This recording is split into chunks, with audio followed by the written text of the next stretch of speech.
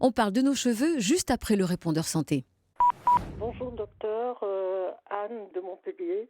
Je vous appelle au sujet de la chirurgie ambulatoire. J'ai subi en 2015 l'ablation d'une tumeur au sein en entrant le matin, en sortant le soir à 17 heures. Moi, j'applaudis complètement. J'avais été opérée d'une appendicite avec péritonite. Je suis restée 4 ou 5 jours à l'hôpital. J'ai souffert comme une bête. J'ai cru que j'allais mourir alors que là, je n'ai rien vu passer. Gérald. Alors moi aussi, Anne, j'applaudis des 2 mains ou des 4 mains, j'allais dire, la chirurgie ambulatoire, quand c'est possible. C'est-à-dire qu'entre une mastectomie, reconstruction, et c'est formidable, on peut le faire en 2 temps, ou même la reconstruction mammaire qui est faite immédiatement, mais c'est une opération programmée avec des conditions qui sont, voilà, le chirurgien, l'anesthésiste, tout le monde est prêt, le patient est informé, vous rentrez le matin, vous ressortez le soir, ça c'est formidable. Mais la différence avec votre péritonite, votre appendicite avec péritonite, c'est que là on est sur autre chose. On est sur une maladie, sur une complication de l'appendicite, il y a une infection, ça nécessite de la réanimation. On voit bien que c'est pas du tout programmé, c'est bien sûr en urgence. Et c'est là où on voit que la chirurgie ambulatoire, oui, quand c'est possible, sur le plan médical, sur le plan chirurgical et sur le plan social aussi, quand les gens peuvent rentrer, qu'il y a des gens, la famille qui peut les entourer, le médecin libéral, l'infirmière qui peut les récupérer à la sortie de l'hôpital. Mais non quand il s'agit d'une pathologie d'urgence ou quand les gens sont un peu âgés, vont nécessiter une surveillance. Et non quand les patients ne veulent pas, parce qu'il y a des patients qui préfèrent, pour des raisons de confort, de sécurité, rester à l'hôpital. Donc voilà pourquoi je dis très souvent, ne mettons pas la charrue avant les bœufs en disant le tout ambulatoire, on ferme les lits et tout le monde fera en ambulatoire. Non, ce n'est pas possible. Donc l'ambulatoire, quand c'est possible, il faut le favoriser, il faut le valoriser, mais quand ce n'est pas possible, il faut des lits d'hospitalisation, sinon ça fait les fameux patients, comment je les appelle ces patients? Les patients boomerang, c'est-à-dire qui partent à la maison et hop, ils reviennent en boomerang. Oui, mais c'est pas très drôle parce que malheureusement, c'est à cause de la douleur, à cause de complications, c'est des patients qui se retrouvent à l'hôpital en boomerang, ils reviennent, hein, ça veut bien dire ce que ça veut dire. Tout ça parce que on a été un peu pressé pour pouvoir les mettre dehors. Donc non, il faut laisser des structures d'hospitalisation. L'hôpital, il y a certes un hôpital avec moins de lits, mais il faut toujours des lits d'hospitalisation. On retourne du côté du répondeur santé, le 3921. La deuxième question. Bonjour, docteur Kervec. Je m'appelle Corinne du Haut-Doubs. J'habite près de Pontarlier. J'écoute vos émissions tous les jours. C'est super en podcast. J'ai un fibrome. Je suis allée au gynécologue, tout ça. Il m'a donné un remède, mais j'ai pas voulu le prendre. Ça fait plus d'1 an.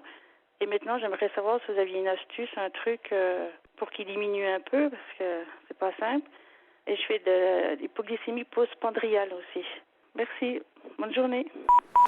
Voilà, il y a Gérald. vraiment 2 questions. Merci Corinne de votre fidélité. L'hypoglycémie postprandiale, c'est-à-dire quand on mange, on a une réaction un peu, on mange et ça sécrète de l'insuline et ça peut faire sécréter un peu trop d'insuline. Donc du coup, ça fait une petite hypoglycémie. Enfin, c'est pas une vraie hypoglycémie, mais ça peut donner un petit coup de pompe, mais ça remonte très vite. On ferme la parenthèse de l'hypoglycémie. Sur le fibrome, alors si votre gynéco, il vous prescrit quelque chose, suivez ce qu'il vous prescrit parce que c'est vrai que s'il vous donne un conseil ou un médicament et que vous ne le suivez pas, c'est pas étonnant qu'un an après, ce fibrome, il vous gêne un peu. On rappelle que le fibrome, c'est une tumeur bénigne. C'est une boule qu'on a au niveau, que vous avez plus exactement, parce que c'est au niveau de l'utérus. Le fibrome ou le myome utérin, c'est complètement bénin, c'est pas du tout un cancer, et c'est stimulé par les hormones, par les estrogènes en particulier. Donc voilà pourquoi, dans les médicaments qui vont agir sur la régulation du cycle menstruel, eh bien ça permet, c'est à base de traitement hormonal, ça va permettre de réduire les symptômes, notamment des saignements, parce que ça peut faire saigner un fibrome ou des douleurs. Donc il y a plusieurs solutions. Il y a notamment le stérilet, il y a ce qu'on appelle l'hexacil aussi, qui peut diminuer la durée des saignements. C'est un médicament qui empêche ce saignement-là. Et puis, il y a des anti-inflammatoires qui peuvent être utilisés. Et si vraiment ça vous embête, ça peut aller jusqu'au traitement chirurgical ou avant le traitement chirurgical qui est d'enlever le fibrome ou d'enlever carrément l'utérus. Il y a maintenant des nouvelles techniques de radiologie interventionnelle. C'est-à-dire qu'on va faire une embolisation. C'est-à-dire que ça, un peu comme une prise de sang, on va monter dans la veine ou dans l'artère et on va aller juste au niveau du fibrome pour aller lui couper la vascularisation, lui couper les vaisseaux. Et comme ça, comme il sera plus alimenté en oxygène et en sang, Il va se ça va rétrécir. le faire Oui. rétrécir exactement. Mais vraiment, Corinne, si vous avez mal, si vous avez des symptômes, ça vaut le coup d'essayer le traitement médicamenteux que votre gynéco vous a prescrit. Retournez le voir, allez lui dire j'ai pas suivi ce que vous m'avez dit, docteur, mais est-ce qu'on peut refaire le point? Et je suis sûr qu'il sera ravi de vous aider. 3921, la dernière question, c'est celle de Chana. Allô, docteur Kirzek, bonjour. Je suis Chana de Paris 9e. Voilà, j'ai souvent mal du côté gauche, au-dessus de la hanche et dans le creux plutôt. Et ça me fait mal dans les jambes et ça m'empêche de marcher. Est-ce que ça peut avoir un rapport urinaire? Qu'est-ce que ça peut être? Merci de me répondre.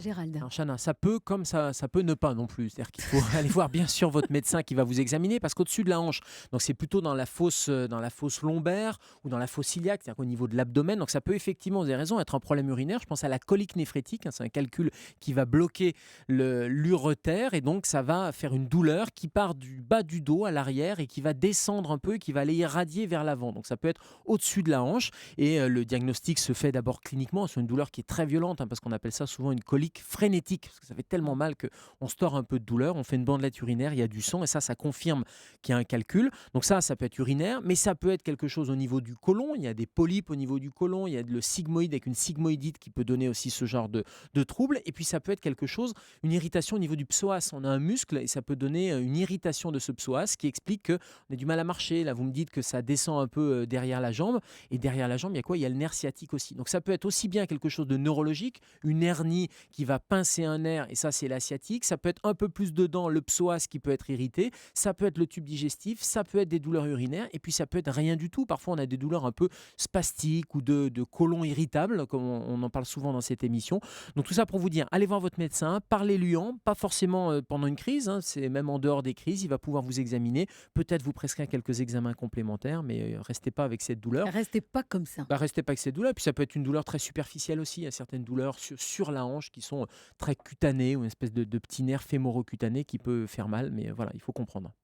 Si vous souhaitez, comme Anne, Corinne ou encore Chana, appeler le répondeur, appelez le docteur Kierzek pour lui poser vos questions, n'hésitez pas. Vous appelez le 39 21 50 centimes, vous appelez quand vous le voulez, 24 heures sur 24, 7 jours sur 7. Le répondeur est là pour accueillir vos questions et dans les jours qui suivent vos questions, bien sûr, vous aurez en direct les réponses du docteur Kierzek. Dans un instant, on parle de nos cheveux et juste pour le plaisir, saviez-vous que les cheveux des femmes vivent en moyenne 2 fois plus longtemps que ceux des hommes? A tout de suite. La vie devant soi sur Europe 1.